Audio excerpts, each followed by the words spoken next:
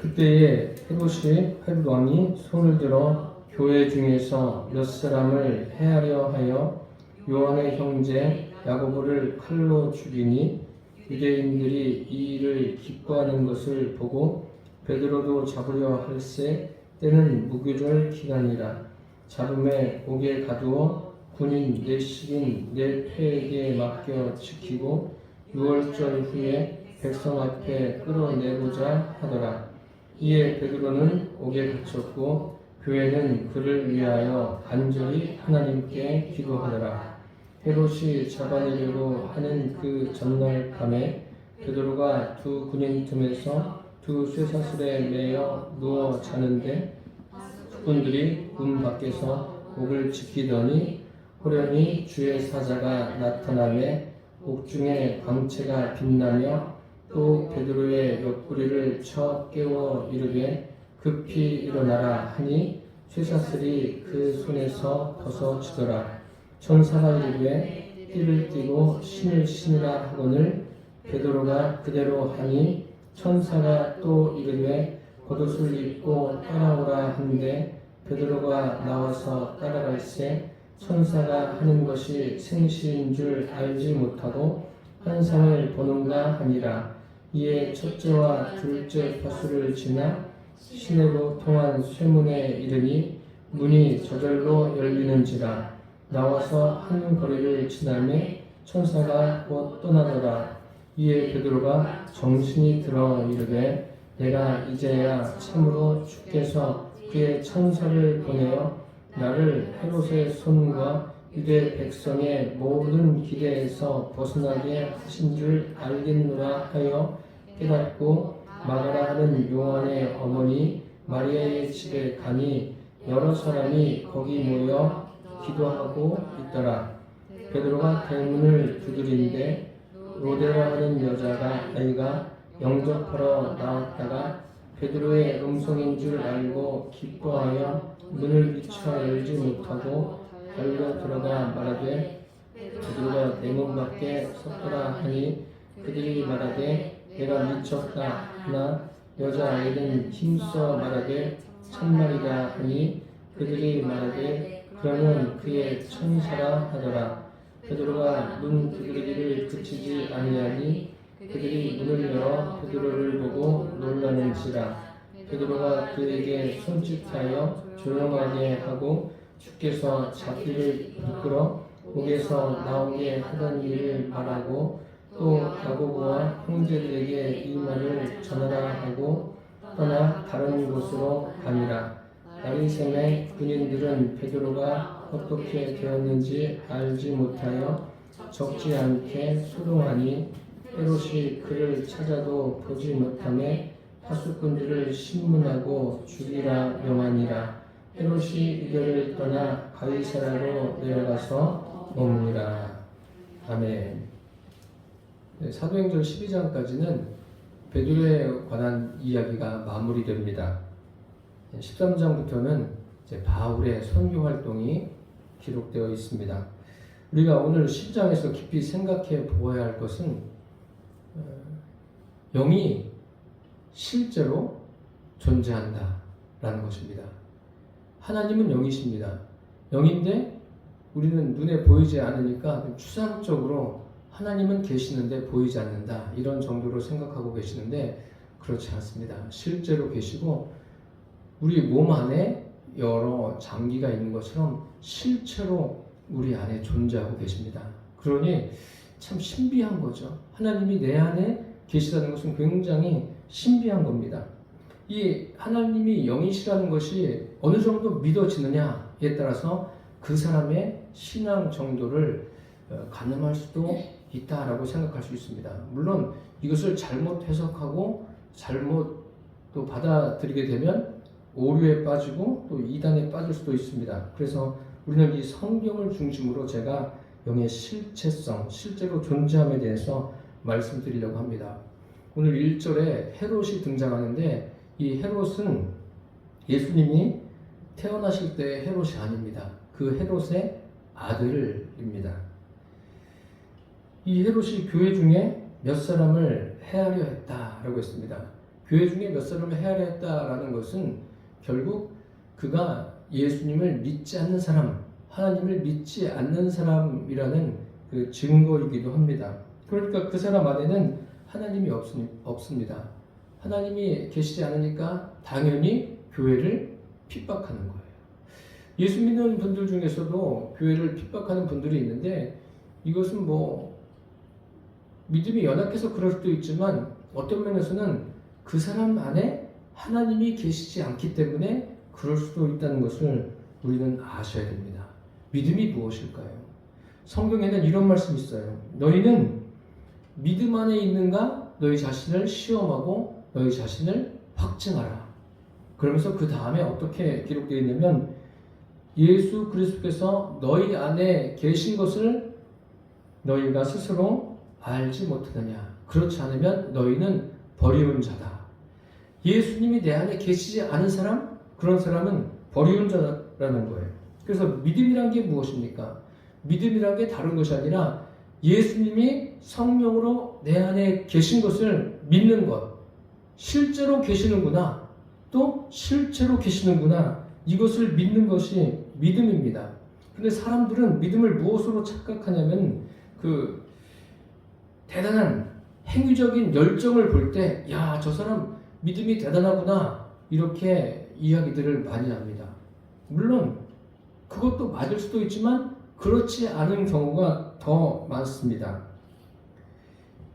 예수님이 안에 없는 사람은 예수님이 있는 사람들을 핍박하게 되어 있습니다. 오늘 헤롯이 그렇지 않습니까? 헤롯이 누구를 핍박하는 거예요? 예수 그리스도가 안에 있는 사람들을 지금 핍박하고 있습니다.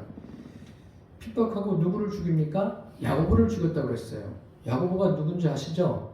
야고보는 요한의 형제예요. 그런데 오늘 본문에 또 야고보가 또 나오죠. 17절에 보니까 베드로가 그들에게 손짓하여 조용하게 하고 주께서 자기를 이끌어 옥에서 나오게 하던 일을 말하고 또 야고보와 형제들에게 이 말을 전하라 하고 떠나 다른 곳으로 가니라. 이제 베드로가 이 사건의 끝부분에서 한 말인데 여기도 야고보가 등장해요. 야고보에게 전하라고 하는데 여기에서의 17절의 야고보는 요한의 형제 야고보가 아니라 요한의 형제 야고보는 순교했고 17절에 등장하는 야고보는 예수님의 형제 야고보입니다. 그래서 교회사를 보면 이 야고보는 초대교회에 아주 굉장한 영향력을 미쳤던 사람입니다. 그리고 어떻게 알려져 있냐면 낙타 무릎 들어보셨죠? 네. 하나님 앞에 얼마나 이 사람이 기도에 매진했는지 그 무릎이 낙타 무릎이 될 정도였다. 그렇게 해서 알려진 사람입니다. 어쨌든 오늘 1절에는 1절과 2절에 보면은 헤롯에 의해서 야고보가 순교를 당합니다. 야고보는 예수님의 제자 중에 한 사람입니다. 그 제자로서는 최초의 순교자가 됩니다. 여기서 우리가 생각해 보아야 될 것은 우리가 우리 하는 말에 항상 주의를 하셔야 됩니다. 이 야고보 하면 어떤 생각이 납니까? 요한의 형제 아닙니까? 그런데 예수님께서 예루살렘에 올라가실 때, 이제 십자가를 지시기 위해서 가실 때 그의 엄마가 요한과 야고보를 데리고 예수님께 나옵니다. 그러면서 예수님께 간청을 하죠. 주님께서 예루살렘에 올라가셔서 왕권을 차지하시거든 내 두 아들이 있는데 하나는 주의 우편에 하나는 주의 좌편에 앉게 해주십시오 라고 구합니다. 그때 예수님께서 말씀하시죠. 뭐 좌편에 앉든 우편에 앉든 그것은 아버지께서 하신다. 그러면서 또 어떤 질문을 하시냐면 너희가 나의 마시려는 잔을 마실 수 있겠느냐 라고 물으십니다. 그때 어떻게 대답합니까? 그렇게 할 수 있습니다 라고 대답합니다. 아마도 이 야고보가 형이니까 형이 먼저 대답할 확률이 참 높을 수가 있습니다. 그런데 예수님이 나의 마시려는 잔을 마실 수 있느냐 이것을 그냥 성찬식을 하는 포도주를 마시는 그 정도로 생각했을지도 모릅니다. 그래서 그것은 충분히 마실 수 있다 그렇게 이야기하지 않습니까? 그래서 어떤 일이 생긴 겁니까? 오늘 보십시오. 제일 먼저 형 야고보가 죽습니다. 순교를 당하죠. 그래서 우리는 주님께 어떤 것을 구할 때 또 우리가 말을 할 때 참 조심할 필요가 있습니다. 민수기에 보면 이스라엘 백성들이 출애굽해서 가데스 바네아에 도착합니다. 거기에서 모세가 12명의 정탐꾼을 보내고 그들이 40일 동안 정탐하고 돌아와서 10명이 먼저 보고를 하지 않습니까? 보고를 할 때 그 보고를 듣고 백성들의 마음이 녹아내립니다. 모세와 하나님을 원망합니다. 계속해서 원망할 때 하나님이 그런 말씀하시죠. 너희 말이 내 귀에 들린 대로 내가 너희에게 행하리라. 그러니까 우리가 말하는 거 참 조심해야 돼요. 주님께 구할 때도 조심해서 구할 수 있게 되기를 바랍니다. 이 하나님이 없는 헤롯이 교회를 핍박하고 지금 야고보를 쉽게 처단했어요. 이거 굉장히 무서운 행동을 하고 있는 겁니다. 뭐 칼로 야고보를 죽였다고 해서 그러한 헤롯이 무서운 게 아니라 헤롯이 그러한 일을 저지른 것이 하나님 앞에서 그러한 일을 저지른 것이 참 무서운 행동이란 말이에요. 그리고 그것으로 끝나지 않습니다. 헤롯이 어떻게 합니까? 이번엔 베드로를 옥에 가둬요. 옥에 가둔 이유가 무엇입니까? 오늘 3절 말씀 같이 읽어보겠습니다. 유대인들이 이 일을 기뻐한 것을 보고 베드로도 잡으려 할세 때는 무교절 기간이라. 유대인들이 야고보를 죽이니까 기뻐하는 거예요. 정치인 아닙니까? 그 이스라엘을 통치하는 정치인이니까 백성들이 어떤 생각을 하는가? 이것은 항상 귀를 기울여야죠. 그런데 지금 이것은 뭐 백성들이 어떤 생각을 하는가 그런 것보다도 백성에게 내가 어떠한 인기를 얻을까 거기에 더 가깝죠. 예, 백성들이 기뻐하고 좋아하니까 어떻게 합니까? 이참에 아주 인기를 내가 독차지하자. 그래가지고 제자 중에 한 사람이 아니라 제자 중에 수제자 베드로를 잡아서 옥에 가둡니다. 가둔 목적은 뭐예요? 베드로까지도 죽이려고 하는 거예요.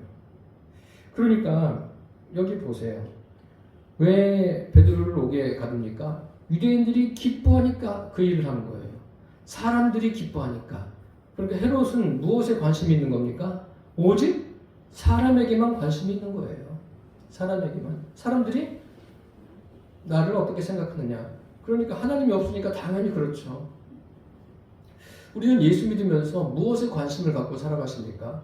물론 우리가 영혼에 관심을 갖고 그래서 복음도 전하고 또 사람들에게 관심을 가져서 사람들을 독려해서 믿음을 세우는 일에 우리가 애쓰고 있지만 무엇보다 중요한 것은 주님께 관심을 갖고 살게 되기를 바랍니다. 이 헤롯은 오직 사람에게만 관심을 갖고 있어요. 그러니까 이 헤롯도 아버지랑 똑같은 거예요. 부전자전입니다. 그 아버지도 누구에게 관심을 갖고 있었습니까? 오직 사람에게 관심을 갖고 있는 거예요. 그러니까 세례 요한을 그가 죽이지 않습니까? 그것도 사람들 앞에서 자기가 약속한 게 있으니까 그렇게 행동을 해요. 이 아들도 마찬가지예요. 아들도 똑같이 그렇게 행동합니다. 성경에 보면 사람들에게 더 많은 관심을 가지고 살아가는 사람들이 많이 있죠. 예수님을 재판한 본디오 빌라도도 어떻습니까? 자기는 그 아내를 통해서도 아내가 뭐라고 말합니까? 사람을 보내서 이 옳은 사람에게 아무것도 행하지 마십시오. 내가 밤에 꿈에 그 사람으로 인해서 많이 애를 썼습니다. 그렇게 이야기하지 않습니까? 그런데도 예수님을 십자가에 못 박도록 내어주지 않습니까? 이것이 무엇입니까? 사람에게만 관심을 가진 사람들의 특징적인 행동입니다. 그런데 이제 헤롯이 계획한 대로 일이 진행됩니까? 우리 인생은요, 그것을 아셔야 돼요. 사람들이 계획한 대로 인생이 진행되어지는 것은 아닙니다. 그런 사람은 세상에 한 사람도 없습니다. 이 세상은 사람이 계획한 대로 가는 것이 아니라 하나님의 주권하에 움직이고 있다는 것을 기억하시기를 바랍니다. 헤롯이 베드로를 죽이려고 옥에 가뒀어요. 옥에 가뒀는데 16명이 지키고 있는 거예요. 4명. 심지어는 베드로를 옥에 가둬놓고 사람들이 옆에서 아마도 같이 쇠사슬을 묶어서 지키고 있는 것으로 보여집니다. 그런데 이제 다음 날이면 베드로가 죽게 됩니다. 죽게 되는데 죽은 것이 아니에요. 베드로에게 어떤 일이 일어났는지 보십시오. 이제 상황이 7절부터는 바뀝니다. 7절부터 어떤 상황이 되는 거예요? 이제 베드로가 옥에서 풀려나는데 이것을 잘 한번 내용을 보십시오. 호련히 주의 사자가 나타났어요. 그럼 실제로 나타난 거예요? 아니면은 그냥 뭐 추상적으로 나타난 겁니까? 실제로 나타난 거예요. 주의 사자가 나타나서 옥중에 광채가 빛납니다. 그러면서 베드로의 옆구리를 칩니다. 급히 일어나라. 급히 일어나라. 그러니까 베드로 옆구리를 치면서 급히 일어나라고 하니까 쇠사슬이 다 풀어졌어요. 그리고 베드로에게 이제 허리띠를 띠고 신을 신어라. 베드로가 그대로 합니다. 그 다음에 뭐라고 합니까? 겉옷을 입어라. 베드로 겉옷을 입어요. 그럼 여러분 허리를 찔러요. 그리고 말을 합니다. 띠를 일어나라. 뭐 띠를 띄어라. 신을 신어라. 겉옷을 입어라. 그럼 이게 꿈이에요? 생시예요? 실제예요? 허구예요? 실제예요. 실제로 지금 다 자기 앞에서 일어나고 있는 거예요. 우리 그것을 아셔야 돼요. 실제로 이 일이 지금 일어나고 있습니다. 베드로가 따라가요. 천사를 따라오라고 그러니까 따라갑니다. 그런데 9절에 보세요. 베드로가 나와서 따라갈 때 천사가 하는 것이 생시인 줄 알지 못하고 환상을 보는가 아니라. 이게 환상입니까? 실제예요. 실제로 일어나는데 환상을 보는 것처럼 보고 있는 거예요. 그러면서 첫째 문, 둘째 문 지나가요. 그리고 끝으로 시내를 관통하는 그 문에서 문이 자동으로 열립니다. 뭐 그 문만 자동으로 열렸겠어요? 다 자동으로 열린 거예요. 이 자동문이 여기서 시작된 건 아시죠? 다들. 이 자동문의 시작이에요. 열리는 거예요. 베드로가 그것을 다 경험하고 가는 거예요. 문은 어디서 잠겨져 있죠? 감옥은 밖에서. 그런데 안에서 나가는데 열려요. 열리는 거예요. 베드로는 아직까지 이게 뭐지? 그렇게 생각하고 있는 거예요. 이게 무엇인가?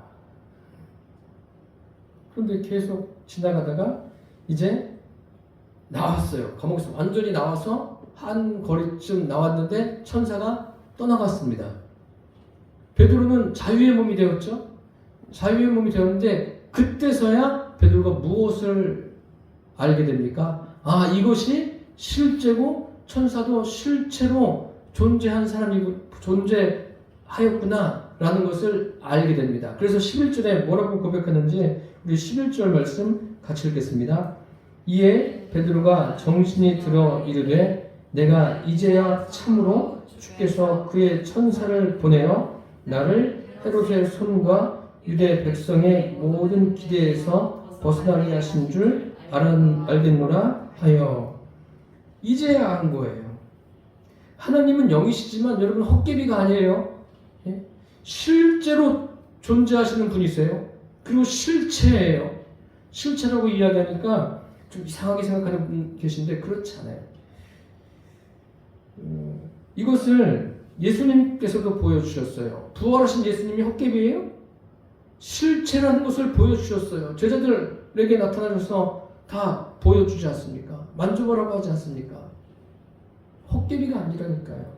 그 부활의 몸은 또 예수님 육신으로 계실 때의 몸과는 또 전혀 다른 몸이죠. 그런 부활 사건을 통해서 보여주신 게 뭐예요? 영은 실제로 존재한다는 거예요. 그리고 실체라는 거예요.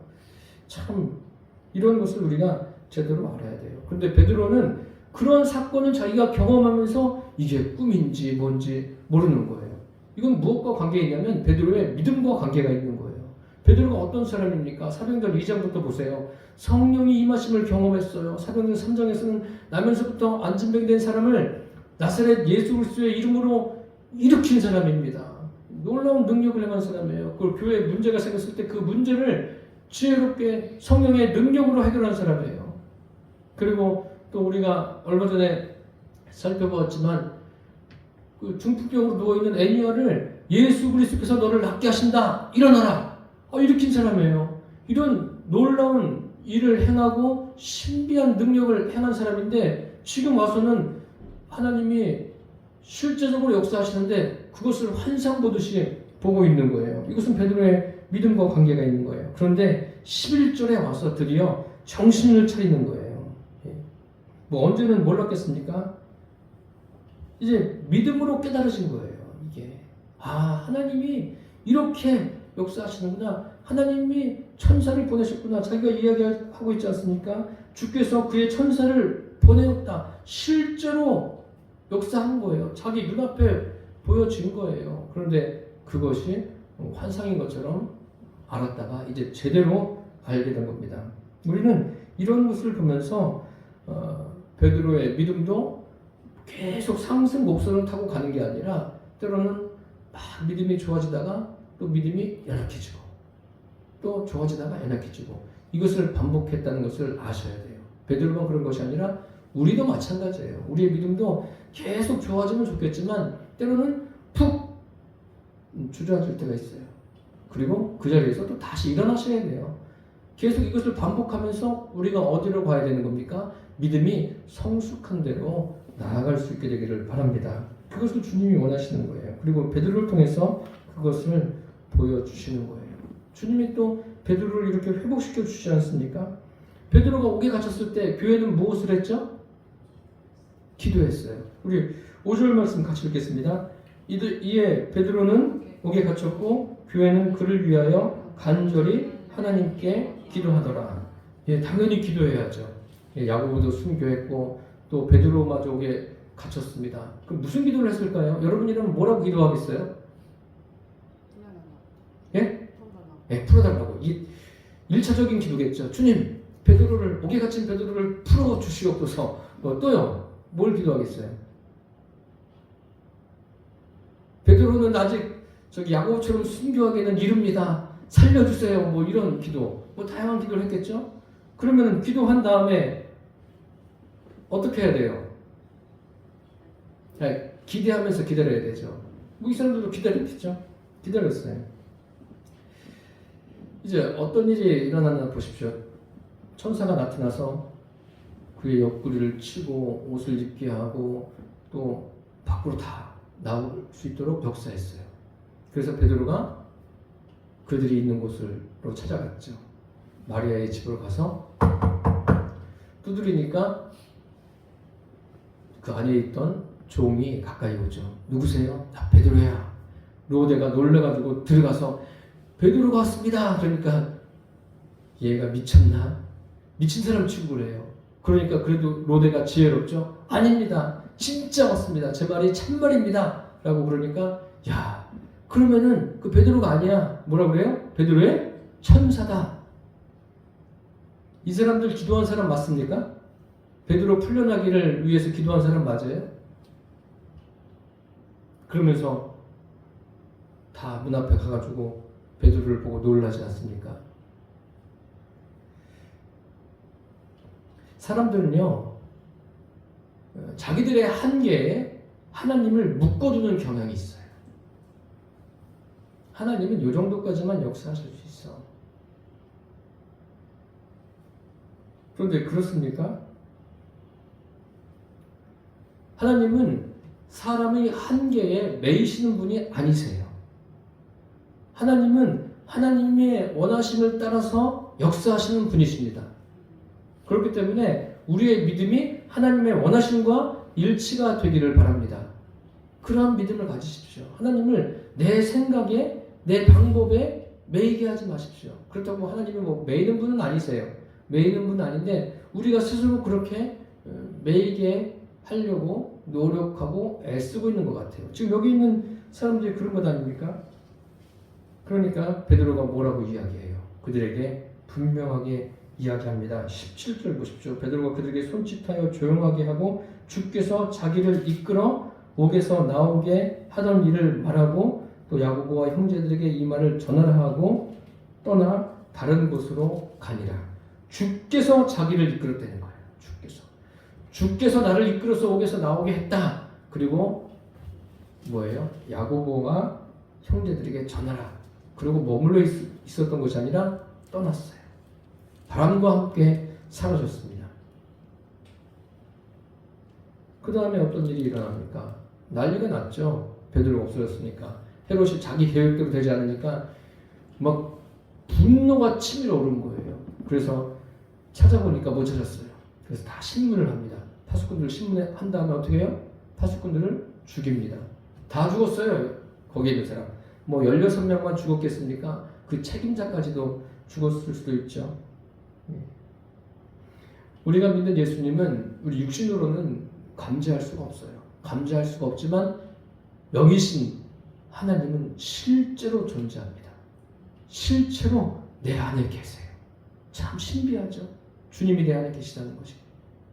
그래서 우리가 교회에서도 여러 가지 뭐 교육도 하고 그리스도인답게 살아가는 방법은 이런 겁니다 라고 가르침을 받고 다양하게 하지 않습니까? 그런데 제일 중요한 게 뭐냐면 그것보다 중요한 게 주님이 성령으로 내 안에 계심을 믿고 항상 인식하면 되는 거예요. 그것을 인식하면 뭐 성도답게 사십시오. 성도답게 사는 길은 이런 겁니다. 뭐 1부터 시작해서 10까지 이야기하고 다 잊어버려요. 그렇게 이야기하면. 기억도 안 나요. 제일 중요한 거는 주님이 성령으로 내 안에 실제로 계십니다. 이것을 믿으면 말이나 생각이나 행동이나 다 어떻게 돼요? 주님께 다스림을 받는 거예요. 아, 주님이 나를 이렇게 이끌어 가시는구나. 그럼 믿음도 더 깊어져요. 그러니까 믿음 따로 뭐 우리가 행하는 것 따로 이런 게 아니라 믿음과 행함이 함께 갈 수 있는 그런 믿음의 사람들 되기를 바랍니다. 그러려면 주님은 실제로 성령으로 내 안에 임하여 계심을 매일같이 순간순간 인식하며 살게 되기를 축복합니다. 우리 20절에서 25절까지 함께 공독하시겠습니다.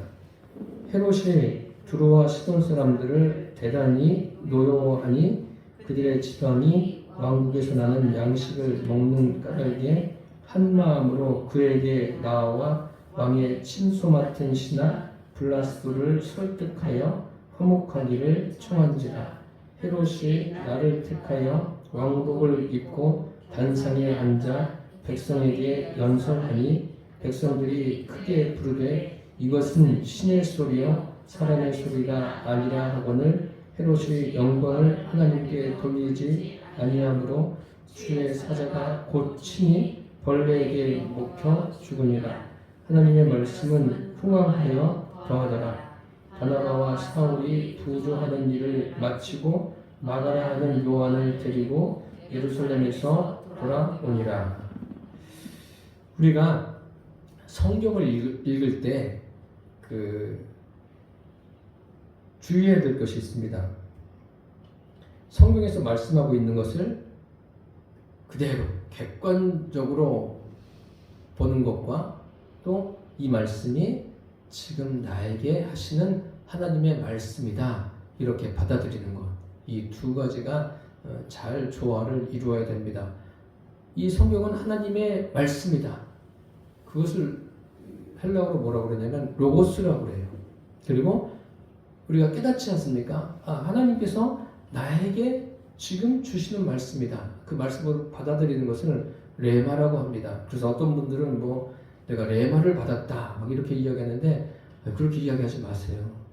그렇게 이야기하지 않으셔도 돼요. 그냥 하나님께서 나에게 말씀을 깨닫게 하셨다 이렇게 우리가 표현하는 게 더 적절하다고 저는 생각합니다. 그래서 이 성경을 읽을 때 뭐 영화나 연극 보듯이 보시면 안 됩니다. 이 성경은 뭐예요? 나와 관계가 있는 것으로 읽어야 돼요. 성경은 나와 관계가 있다. 그러니까 성경 처음부터 끝까지 다 나하고 관계가 있는 거예요.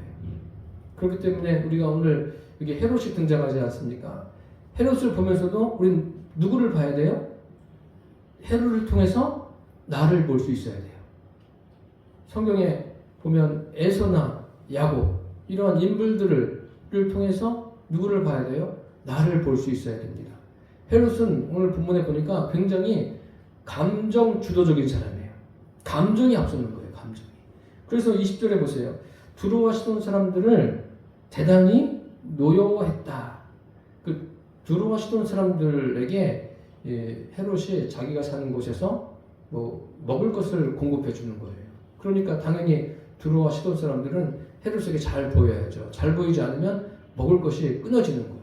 어떤 공급되어야 될 것이 중단되는 거예요. 그러니까 굉장히 불안한 거죠.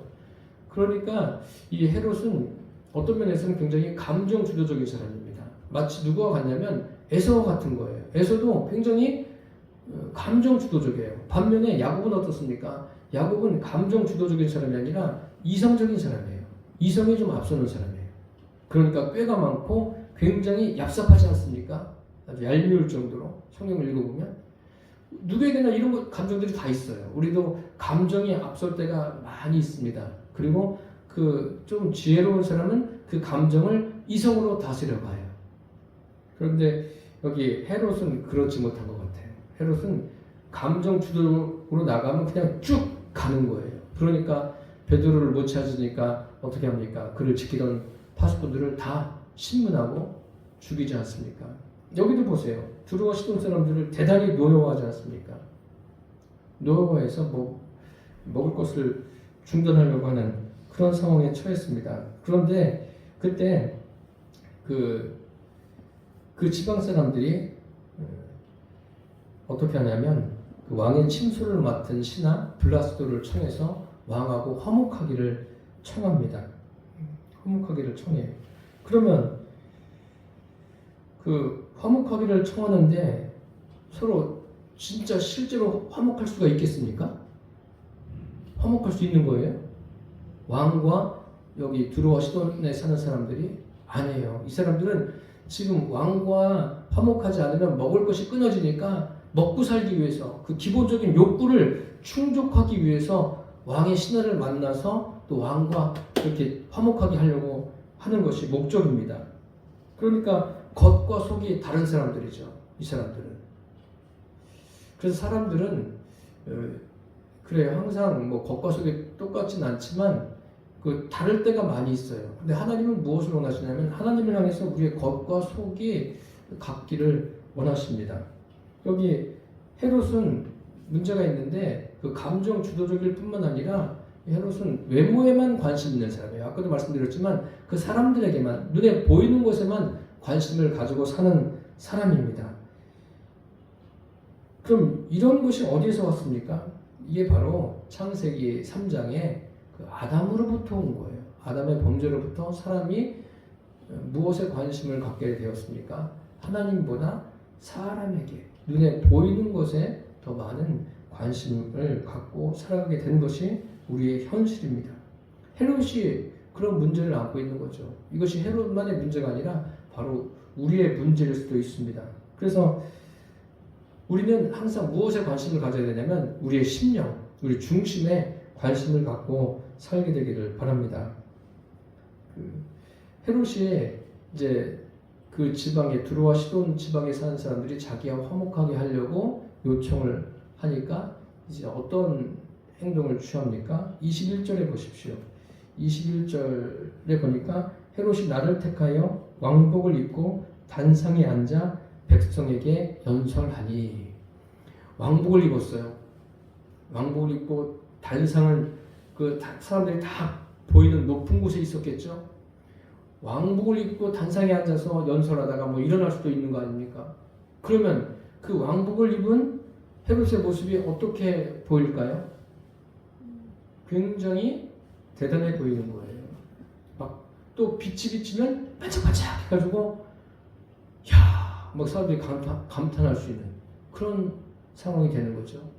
헤롯도 아마 자기가 착각했을지도 몰라요. 왕복을 입고 있으니까 그 속까지도 자기가 왕인 줄 알아요. 겉으로는 그렇게 보이지만 뭐 겉으로 왕복을 입었다고 해서 속까지 그 사람이 왕이라고 말할 수 있습니까? 뭐 자기는 뭐 속까지도 왕이라고 생각할 수 있겠지만 그렇지 않은 거예요. 자기가 왕복으로 사람들에게 존경을 받는 것처럼 보이고 훌륭해 보이니까 속까지 훌륭한 사람처럼 자기도 착각할 수 있다는 거예요. 그런데 실제는 그렇지 않은 겁니다. 그렇지 않다는 게 무엇을 의미하냐면 그 부자들을 보십시오. 그 예수님 당시 성경 이 사도행전 이 당시에는 유대인들이 부자라고 하면은 어떻게 생각하냐면 하나님께서 복을 주셔서 부자가 됐다 그렇게 생각을 합니다. 그러니까 자연적으로 나는 하나님께 복을 받은 사람이다. 부자들은 그렇게 생각합니다. 그것만이 아니에요. 돈만 많다고 생각하는 게 아니라 나는 의로운 사람이다. 뭐 이렇게 앞서갑니다. 그뿐만이 아니에요. 자기가 무엇인지 다 지혜로운 줄 알아요. 그리고 실제로 부자들은 어떻습니까? 안 그런 사람도 있지만 교만한 사람들이 더 많아요. 많고 부자들은 뭐가 많아요? 잔소리가 많아요. 하는 말이 굉장히 많습니다. 부자의 기준은 뭔지 모르겠지만 어디까지가 부자인지 모르겠지만 오해하지는 마세요. 그런 분들이 많다는 거예요. 아닌 분들도 계시고. 그런데 이렇게 부자들이 착각을 하는 거예요. 겉으로 부자니까 속까지 다 모든 게 완벽한 것처럼 보인다는 거예요. 지금 헤롯이 그런 거예요. 그 외형적인 것과 내면적인 것은 별개일 수가 있습니다. 헤롯이 다 연설을 하는데 백성들이 맞받아칩니다. 뭐라고 맞받아쳐요? 22절 같이 읽겠습니다. 백성들이 크게 부르되 이것은 신의 소리요 사람의 소리가 아니라 하거늘. 헤롯을 보면서 뭐라고 해요? 신의 소리다. 감정 주도적인 사람이 감정이 복받쳐 오르는 거예요. 야! 사람들이 나를 이렇게 평가하는구나. 아니 뭐 신의 소리라고 말하는데 싫어할 사람이 누가 있어요? 신의 소리다. 그러면서 또 뒤에 덧붙이죠. 사람의 소리가 아니다. 헤롯이 신이에요? 사람이잖아요. 사람이 연설하고 있는 거예요. 연설하고 있는데 그러니까 듣도 보도 못한 소리라는 거죠. 참 칭찬하는 거죠. 그런데 이런 칭찬은요, 그 사람을 쓰러뜨리는 칭찬이에요. 칭찬도 두 종류가 있죠. 사람을 세우는 칭찬이 있고 사람을 쓰러뜨리는 칭찬이 있는 거예요. 이거는 마귀의 수법이에요. 헤롯을 쓰러뜨리게 하는 거예요. 주님은 우리를 어떻게 세워주십니까? 무엇으로 세워주는지 아세요? 주님께서 우리를 칭찬하고 격려할 때도 있지만 주님이 하시는 방법은요, 고난으로 하세요. 고난으로 우리를 주님께로 부르시고 주님과 가까이 가게 하시고 믿음이 깊은 데로 가게 하시는 것이 주님의 방법입니다. 그것은 뭐 제가 구구절절히 설명 안 드려도 믿음의 사람들이 다 그 고난을 통해서 주님과 더 친밀해지고 믿음이 성숙해진 것을 우리는 이미 알고 있습니다. 그래서 어떤 칭찬보다도 고난이 올 때 그 고난에 대해서 주님을 향해서 기대를 갖게 되기를 바랍니다. 주님께서 어떻게 하실까? 어떻게 하실까?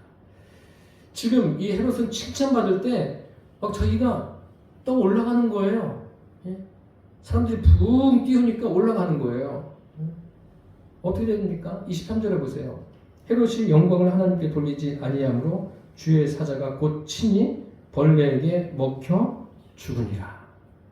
그 전에서 벌레에게 먹혀 죽었어요. 감정 주도적인 사람의 결말입니다. 하나님이 없는 사람의 결말이 헤롯이에요. 어쩌면 하나님이 없는 사람의 결말은 헤롯보다 더 비참할 수 있어요. 왜요?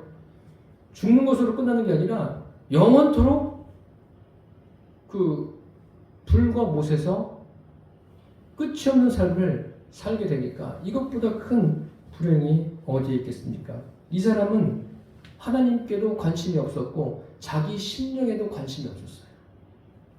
그렇기 때문에 이런 비참한 결말을 맞이하게 됩니다. 여기 보십시오. 초대 교회가 세워지면서 고난이 많았어요. 스데반이 순교했죠. 순교하면서 사람들이 흩어지고 지난 시간에 살펴본 대로 구리네 사람, 또 구브로 사람 그런 사람들이 유대인들에게 복음을 전하고 또 어떤 사람들은 헬라인에게도 복음을 전하지 않았습니까? 핍박이 오고 고난이 오는데 복음을 전했어요. 무엇을 전했겠습니까? 예수 그리스도의 십자가를 전하는 거예요. 다른 것은 전할 게 없어요. 그것만 전해도 복음이 힘있게 전파되었다는 거예요. 그러니까 저와 여러분이 전할 것은 무엇입니까? 예수 그리스도 외에는 없습니다. 이것이 우리가 전해야 될 복음입니다. 이 고난과 함께 흥왕하는 것이 뭐예요? 24절에 기록된 대로 하나님의 말씀은 흥왕하여 더하더라. 이렇게 핍박이 있는데도 하나님의 말씀이 이제 퇴보한 게 아니라 흥왕했다라고 되어 있어요. 고난이 있다고 해서 교회가 더 쇠하여지는 게 아닙니다. 오히려 교회는 더 견고하게 세워져 가고 주님이 주시는 부흥을 맛보게 됩니다. 코로나 이후에 더 어렵다고들 말씀들 하고 있지만 이제 눈에 보이는 건 어렵지만 교회는 영적인 것을 주님께서 새롭게 세워 가실 줄 믿습니다. 주님께 기대하면서 가시기를 바랍니다. 이 헤롯에 의해서 복음이 엄청나게 핍박을 받았어요. 핍박을 받았으나 하나님의 말씀은 흥왕하게 되더라. 이것을 잊지 마십시오. 고난 당할 때가 기회예요. 놓치지 마세요. 크고 작은 고난이 나에게 올 때 다 기회예요. 하나도 기회가 아닌 것이 없습니다. 그 어떤 기회예요? 주님을 더 깊이 만나는 주님의 일하심을 보는 그런 기회라는 것을 놓치지 않게 되기를 바랍니다. 그래서 고난을 통해서 저와 여러분이 오히려 주님 안에서 더 믿음이 성숙하게 되기를 바랍니다. 이제 헤롯이 어떻게 된 거예요? 죽었어요. 벌레가 먹어서 죽었습니다. 헤롯이 정리가 됐어요. 참 하나님 하시는 일이 멋지지 않습니까? 이제 누구의 사역이 남은 거예요? 물론 베드로도 다른 사도들도 사역하지만 이제 바울이 본격적으로 사역을 시작합니다. 시작하는데 하나님께서 누구를 정리해 주세요? 헤롯을 정리해 주세요. 참 귀한 거예요. 우리가 그 인생을 살면서 볼 때는 이게 지금 하나님께서 이렇게 하시는 게 맞으시는 건가 이런 생각을 해볼 때도 있지 않습니까? 이거 너무 늦게 역사하시는 거 아닌가 뭐 별의별 생각을 다 할 때가 있어요. 그러나 성경에는 이렇게 말씀하고 있어요. 너는 범사에 그를 인정하라. 그리하면 그가 너를 지도하시리라. 주님만 인정하세요. 내 안에 주님 계신 것 그것을 아시고 주님을 인정하면서 나아가시기를 바랍니다. 주님이 가장 좋은 것으로 가장 좋은 길로 주님의 가장 좋은 방법으로 우리에게 역사하셔서 하나님의 하나님됨을 알게 하시고 하나님께서 그 사건을 통해서 역사하심을 우리로 하여금 보게 하십니다. 이 당시에만 이런 일이 일어나는 것이 아니라 지금도 이 일은 지속되고 있다는 것을 기억하시고 여러분들이 누리게 되시기를 축복합니다. 우리가 오늘 이 헤롯을 통해서 무엇을 할 수 있습니까? 헤롯을 통해서 헤롯은 지금 복음을 막으려고 그래요. 우리가 볼 때는 저거 복음의 걸림돌 아닌가 그렇게 생각합니다. 그런데 복음이 흘러가는 그 길에 아무도 그 길을 방해할 수가 없습니다. 여러분 생각해 보십시오.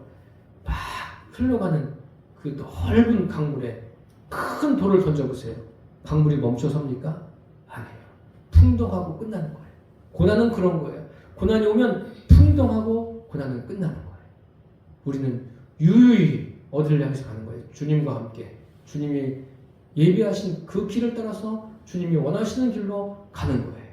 주님의 뜻이 이루어지는 것을 우리가 보게 됩니다. 그러한 일들이 우리의 삶에 다양하게 일어나게 되기를 축복합니다. 헤롯이 하나님의 역사를 막을 수 없었습니다.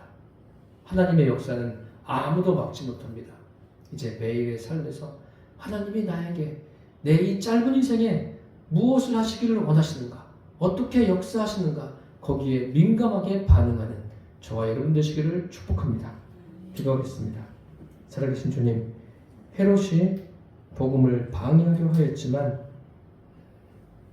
헤롯의 방해는 결코 주님의 역사하심을 방해하지 못했습니다. 주님의 역사는 더 풍성하게 일어났음을 우리가 오늘 살펴보았습니다. 주여, 이 같은 일이 현실에서도 다양하게 일어나게 하여 주옵소서. 예수님의 이름으로 기도드립니다. 아멘.